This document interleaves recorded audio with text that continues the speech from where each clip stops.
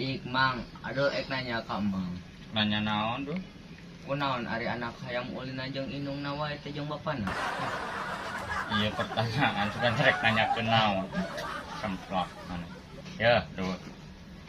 Lantaran bapakna digawe neangan duit keur anakna jeung indungna. Jeung ieu deui Mang ari indung hayam kunaon eueuh sisuan. Nanyakeun mah. Berapa parupa ya. Ya, doh. Eta indungna lamun aya susuan pasti beak ku bapakna dikenalkan. Anjay.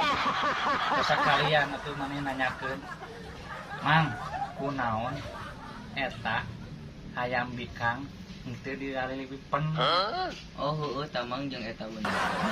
Kulantaran ripena beak ku ibu-ibu nu keur nonton. Anjay.